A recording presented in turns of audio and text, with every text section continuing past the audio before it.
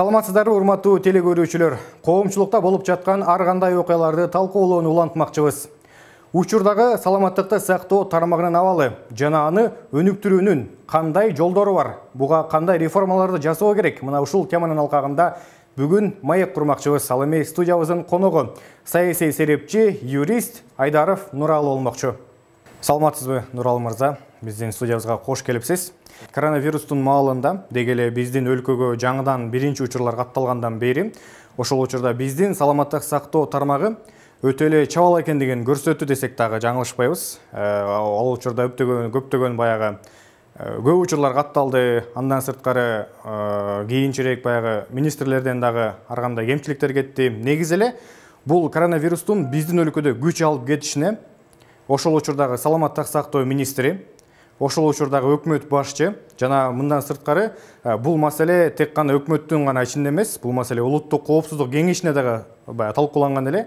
Ошондо баягы коопсуздук кеңешинин төрагасы дагы бул ушул коронавирустун күчөп кетишине жоопкерчиликтүүбү же болбосо жоопкерби деген суроо жаралат да.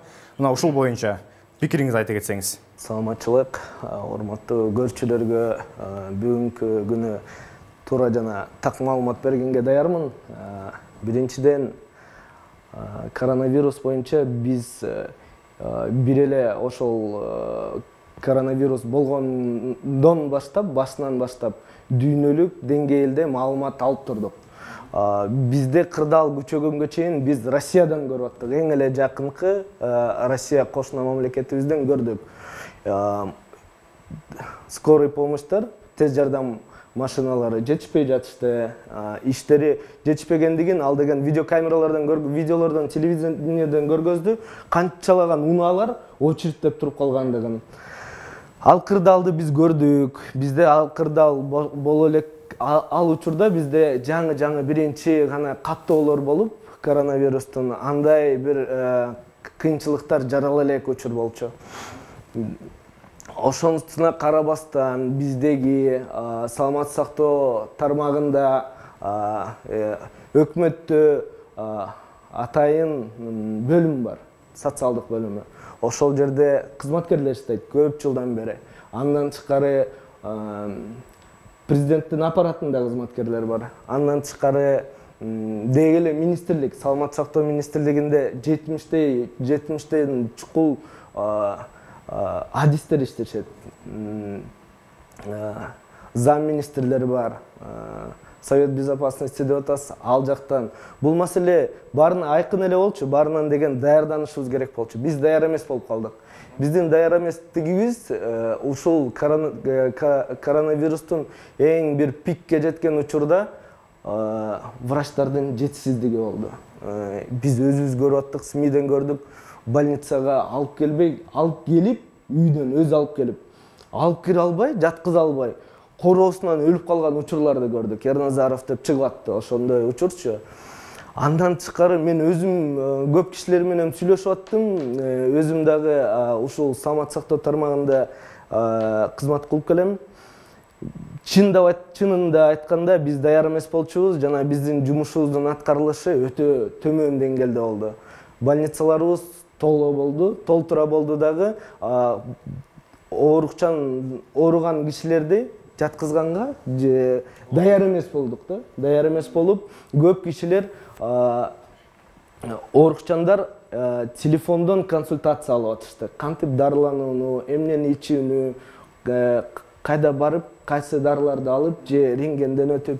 Бизде анысы үстүнө дагы мындай дагы болуп калды. Ошол учурда больницага башка оорулар менен жатуу мүмкүн эмес болду. Мисалы, ошол эле онкобольнойлор калды, кароосуз эле калышты, кыйналышты, өлгөнү өлдү, кандай болгонун көрүп эле аттык.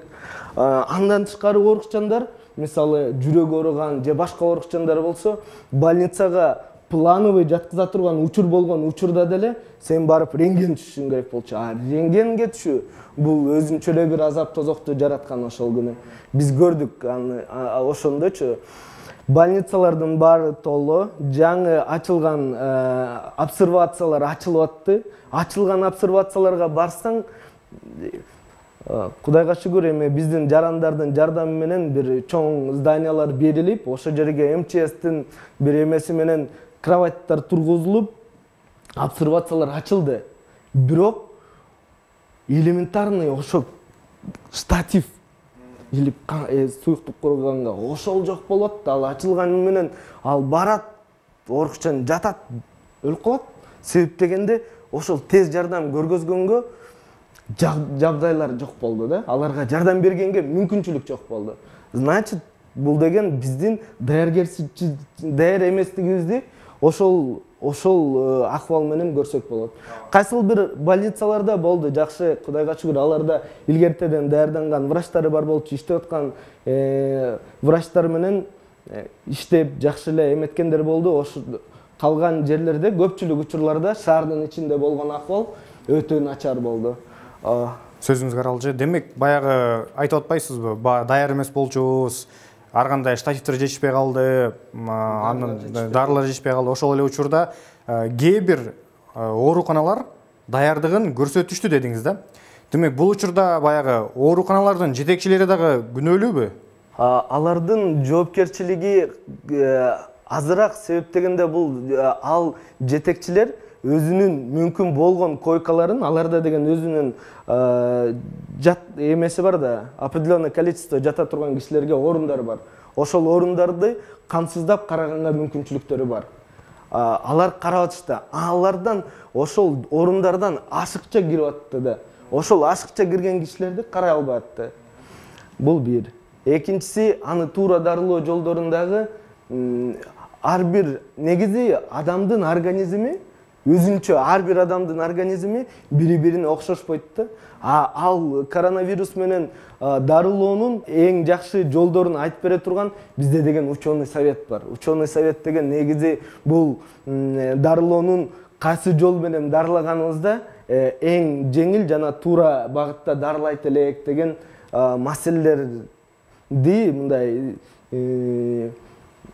чечип бергенге ушундай ученый советибиз иш алып барса болмок деген мен ойду айтып кетмекмин да. Бирок ученый советтин бүгүнкү күндө алып барып аткан иштери такыр башка тарапта иш алып барышат да.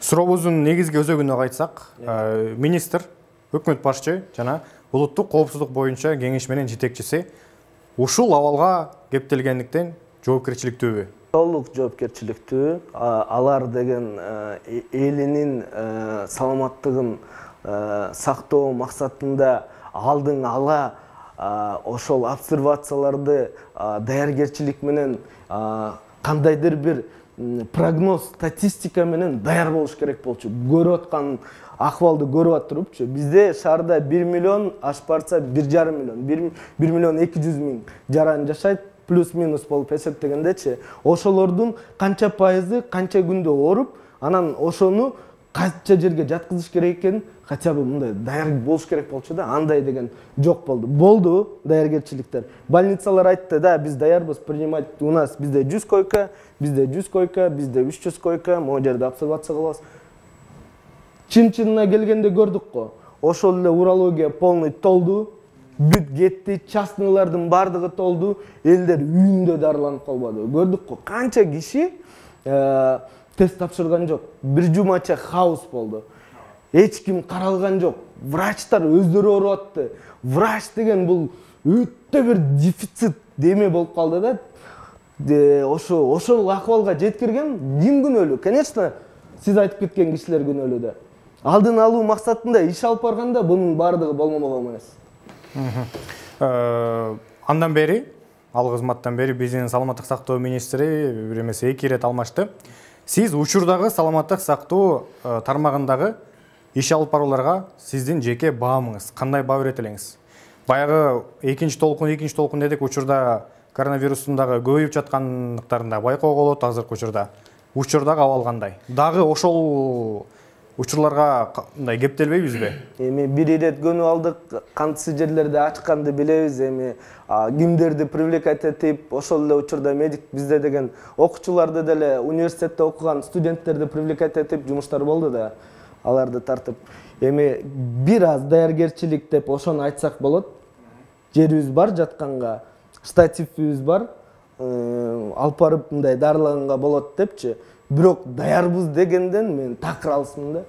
Даярбыз деген сөз мисалы ошол эле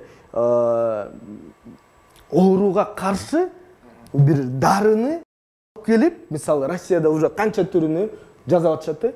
Бизде болгон эле канча адамыбыз бар? 6 миллион, 7 миллионго чукул эле кишибиз бар. Ошонун канчасы Кыргызстанда, ошонун канчасына эч кимдин эчтеке жазалган жок да. Кантип биз даярбыз дейбиз. Бир ошону дарылоого биз дарыбыз бар туруп, ошо бир миллион кишини дарыладык, алар оорубайт десек биз даярбыз демекпиз да. Же 5 миллион кишиге дарыбыз бар, аларды деген оорутпаганга мондай жолдору бар десек, биз даярбыз десек болот. Бул илдет чын-чынына келгенде бул мындай менин жеке көз карашым боюнча бул деген бир грипптин эле бир түрү да. Адам баласы ооруган. Бунун осложнениясы болуп, жана пневмонияга айланып кетип атпайбы? Ошол пневмония учурунда, мисалы, кишилердин өлүп калган себептери ар кандай болот. Мисалы, бир кишинин сахары бар. Мисалы, ал киши ооруп, өкүлдөп барып жатса, анын деген ошол сахары, мисалы, көтөрүлүп турган учурда кандайдыр бир дарыларды берген болгон болсоң, ал киши өлүп калат заматта эле. Аны деген изилдөө, кароо, ким кандай оору менен эмне экен, андай жок болбодубу? Азыр мүмкүн болуп аткандыр. Бирок ар бир киши өзүнүн саламаттыгына өзү жоопкер болуп калды да, көбүрөөкчү. Дарыгерлер эмес, адамдын өзүндө ушул бир мындай өздөрүнү дарылаганга мындай жолдорун таап, мондай болуш керек деп бүт мындай даяргерчиликти эл кылып кетти деп ойлойм да. Эли өзүн өзү сактап кетти. Баягы көп жылдан берки биздин саламаттык сактоо тармагынын абалы ошол эле учурда эмнеге мындай эмне колдорунан келери быйылкы оордан кийин ачыктан ачык көрүлүп окшойт. Демек, учурдагы саламаттык сактоо тармагында иштер алгылыктуу болуш үчүн, мындайча айтканда алдыга өсүш үчүн кандай кадамдар жасалышы керек, тагыраагы кандай реформалар сунушталышы керек? Ушул суроого жооп берип өтсөңүз. Саламаттык сактоо тармагында жасалуучу реформалардын бирден бири бул саламаттык сактоо министрлиги, бул багыт берүүчү министрлик болуш керек. Бизде деген саламаттык сактоо министрлиги карательный орган катары эсептелинет да. Булар барат, кимдин жумушу кандай болуп атат, жасап аткан жумуштарын карап туруп, ким начар иштеп атса эле барып туруп директорун, главврачын замечание, выговор, там увольнение ошентип эле эме кылышат да. Багыт берип, могу силер деген негизи деген саламаттык сактоо министрлиги деген биринчи максаты, эң биринчи максаты бул оорукчанды дарылоо деген максат бар да. Киши келди, бир оорусу бар болсо, ошону дарылоодо жасалуучу жумуштар болуш керек да. Бизде таптакыр башка жакка кетип калган да. Дарылоо, врачка барсаң, эң эле жөнөкөйү, кайсы гана врачка барбагын отуруп алып кагаз жазат. Бул таптакыр туура эмес. 40тан ашуун отчеттору бар. Ал дагы таптакыр туура эмес. Врач бул отчет бере турган киши эмес. Бизде ФОМС, башка организациялар ушунун баарын алып келди дагы врачтарды отчет жаза турган киши кылып койгон да. Отуруп алып, алар отчеттордун түрүн жазат. Инвалидтердин отчету, беременныйлардын отчету, башка отчеттор, дарылангандардын отчету, ушинтип эле отчет жазып эле отурат. Врач деген келген кишинин бейтаптын, анын дарылоону, анын эмнеси ооруп атат, анан кантип айыктырыш керек, ошону ойлонуш керек да. Бизде андай эмес, бизде деген жазды ким кана, бул келди, тиги квитанциясы, анан төлөндүбү, ушул менен болуп калды да. Врач дегенчи, врач деген дарылаш керек. Бул биринчи реформа болуш керек. Бул врачтын максаты келген кишини, келген бейтапты биринчи учурда көңүлүн көтөрүп дарылаш керек. Келген кишиге жакшы мамиле кылыш керек. Күлүп тосуп алыш керек. Элестетиңиз, сиз өзүңүз ооруп атсаңыз, үйдө дагы андан башка толгон токой проблема болуп атса, келсеңиз дагы очередке турсаңыз, анан кирип келсеңиз врач да десе, эмне дейсиң? өзү жаман болуп турган киши андан беш бетер сыгыласың да. Сен ал киши оорутканы дагы давлениясы көтөрүлүп дагы ооруйт да. Андай болбош керек. Ал деген киши келдиби, жакшынакай келип, анын деген ал акыбалын сурап, анан аны деген дарылоого кандай эмне болуп, причиналарын билип, анан ошонун дарылоо жолдорун көргөзүш керек да. Бул деген врачтын түздөн-түз максаты. Ошону саламаттык сактоо министрлиги ушунун баарын жасаш керек да. Негизичи максаты ошондой. Анан саламаттык сактоо министрлигинде көп деле рычагдар жок. Себептен финансированияны ФОМСко берип койгон. ФОМС болсо правительствонун астында. Бул туура эмес. Минздрав негизи күчтүү болуп, өзүнүн жумушун өзү алып барып, анан отчет бере турган мындай конкретный организация болуш керек да. Андай деген көрүнүш бизде жок болуп атат. Андан тышкары департамент лекарственного обеспечения. Кайсыл жерде кайсы дарынын баасы канча ким билет? Эч ким билбейт. Неге билбейт? Себеп дегенде контроль жок. Кандай дарылар кирет? Контрабанда море. Любой жерде казактыкы дагы бар, өзбектики да бар, алыстан Индиядан да келет, Ирандан да келет. Эмне каласа дарын баары келет, калагандай сатышат. Жандай эмеспи? Ал дарылардын баардыгынын үстүндө ким турат? Баягы эле атка минер депутаттардын катарында тургандар турат. Алардын үстүндө да кимдер? Эми толтура эле кишилер алардын баардыгынын аттарын аташтын деле кажети жок. Бул жерде негизи ДЛО, департамент лекарственного обеспечения жасап аткан жумуштарын баарын негизи контролдоо жумуштары жок. Бизде саламаттык сактоо министрлигинде лицензия берилет. Ошо берилген лицензия менен департамент лекарственного обеспечения ошол эки бөлүмдөн адистерди алып, андан тышкары фин полиция менен чогуу бул аптекалардын алып барып аткан жумуштарын текшериш керек. Себеп дегенде 100 сомдук дарыны 700дөн сатат. Бул эмне? Бул деген наглый грабеж да, наглый грабеж. Элди жейт. Кимди жейт? Элди жеп атпайбы? Ошонун акчасы байкуш эл кайдан билет анын 100 сом турат экенин? Бизде деген андай жок. Ким ошол саясатты карайт? Карабайт эч ким. Бул жерде мындай кылыш керек. Ушул 3 организация чогулуп алып проверкалар жүргүзүш керек. Не обязательно им уведомление отправлять, проверять, что мы завтра придем за тобой проверять. Зачем? Надо конкретно мы өзгөртүүлөрдү киргизиш керек мыйзамга. Неге биздин элди тоноп жуткандарга биздин мыйзам жол бериш керек? Андай болбош керек. Ал жерде негизинен жумуштардын аткарылышына ушундай бир мүмкүнчүлүк түзүшүбүз керек. Ошол аткарылган, ошол эле мисалы лицензия деп атабыз. Лицензияны саламаттык сактоо берсе, сертификатты ДЛО берет. ДЛОдо бир дарыны сертификация бериш үчүн жарым жылга чейин текшеришет да, карап чыгып, анан туура деп туруп өткөзүп беришет. Контроль жок. Аларда келет, мынчадан сатылат, мондайдан депчи. Андай жок. Аны деген бизде деген ученый совет деп атпаймынбы? Ошол ученый совет айтыш керек. Могу жерде могу ооруну дарылоого моундай протокол бар. Ушул протокол менен сен дарылаган болсоң, врачтарчы, мына могу протокол менен дарылайсың, ушул протоколдон ашыкча чыкпай туура дарылаган болсоң, эртеңки күнү сени мыйзам эмеге жоопкерчиликке тарта турган болсо, ушул ученый советтен эме болуп калат да, алардын уруксаты керек болуп калат. Ушул менен биз медиктерге эмне алып беребиз? Иммунитет алып беребиз. Медиктерди жоопкерчиликке тартуу үчүн ученый совет карап туура же туура эмес дарылагандыгы жөнүндө аныктама чыгарып бериш керек да. Бизде андай жок. Бизде ар бири өзү каалагандай дарылагандай эле болот. Же андай эмеспи? Бирөөнө барсаң бир дары берет, экинчисине барсаң экинчи дары берет. Бирөө айтат башың оорутат дейт, бирөө айтат тишиң оорутат дейт. Ошон үчүн мындай болуп атат депчи. Где бүт бардыгы мындай? Врачтар бардыгы эле бирле китепте окушуп, бирле направлениеде квалификация өтүшөт. 5 жылда алар деген аттестация өтүп, обучение кылышат. Бирок натыйжасы минус болуп атпайбы? Буну эл айтып атпайбы? Элдин баары эле наразы. Же ким айтып атат? Биз саламаттык сактоого өтө биз ыраазыбыз деген кишилердин санын көргөзгүлөчү. Запрос кылсак жок, аябай аз болот. Бул себеби bunun дагы bir фактору саламаттык сактоодо иштеген адистердин айлык маянасы аз, биринчиси. Экинчиси коррупцияга баары батылган. Баары болбосо да көпчүлүгү, эми баары десем жаман көрбөгүлө, бирок негизи көпчүлүгү батылган. Бир адам 3 жылдан ашык бир жерде иштеген болсо, ал киши ошол жерде коррупционный механизм жасап алат. В любом случае. Ал ротация болуш керек. Андай нерсе саламаттык сактоо тармагында болгон эмес. 15, 20, 30 жылдан бери бир жерде отурат. Ошол эле врач да. Ал эми туура эмес нерсе да.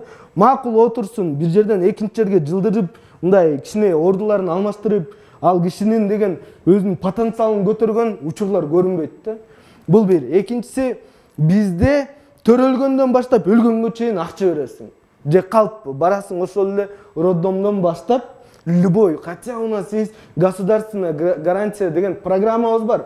Бизде деген 5 жашка чейинки балдар бекер дарыланыш керек, беременный аялдар бекер дарыланыш керек, жана толтура льготалар бар аксакалдарга, жана пенсионерлерге. Анын бардыгын контролдоо негизи мындай татаалдаштырылганда баарычы, мындай бир мындай максаттуу негизи жумуш деген эл үчүн болуш керек да. Жасап аткан врачтар дагы эл үчүн иштеш керек, министрлик дагы эл үчүн иштеш керек. Ошондой бир кыймыл болот. А бизде эл үчүн деген максат жок болуп атпайбы? Ошол эл үчүн деген максат болуш үчүн өкмөт тараптан кандайдыр бир кадамдар жасалышы керекпи? Же эң жөнөкөй жолу бул деген биз ошол саламаттык сактоо тармагындагы иштеген кызматкерлерге стимул беришибиз керек да. Алардын иштешине ошол бир мындай өзүнүн алар ант берген, Гиппократтын антын берип, элди дарылайбыз депчи.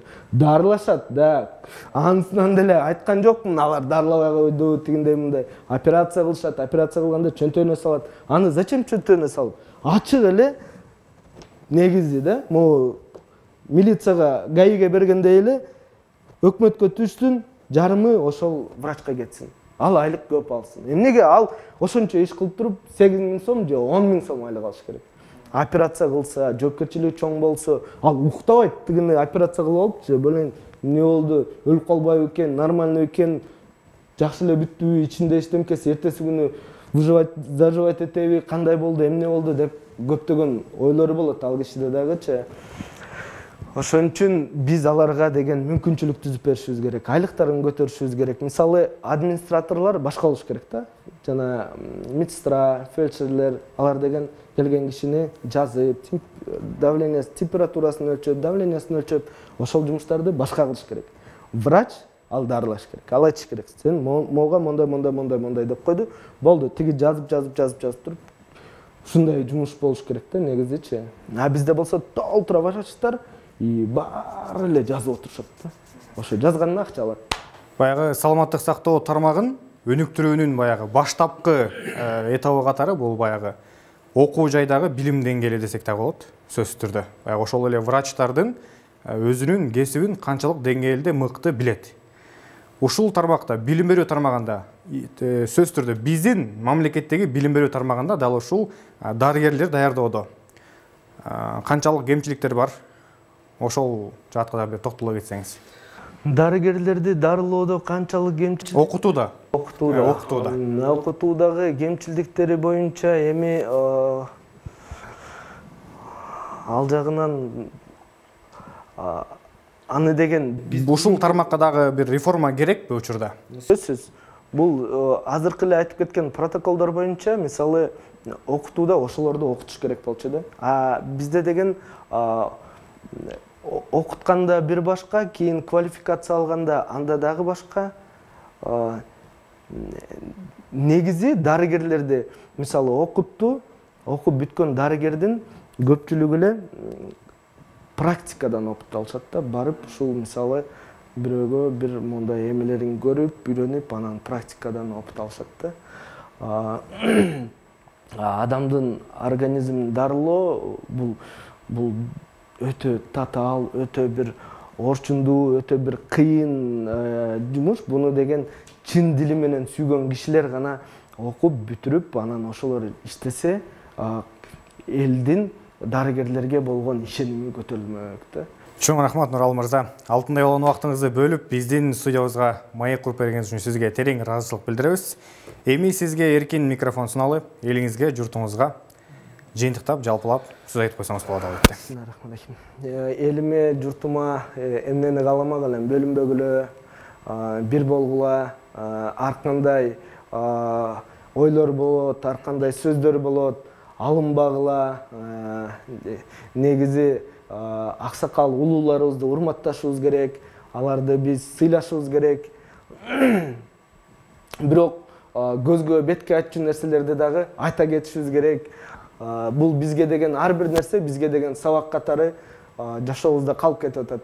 Ошол эле курулбаган тешик жолдорубуз же жарытылбаган жолдорубуз же башка нерселер, бунун бардыгы бизге келечекке бир чоң стимул болуп, элибиздин алдыга койгон максаттары бир болуп, көп жетишкендиктерге жетишип, бизден кийинки муундар айтсын, ушул 70-жылкылар, 80-жылкылар, 90-жылкылар бизге мондай жакшылыктарды алып келди деген жетишкендиктерге жетишели деген ийгиликти каалап кеткен.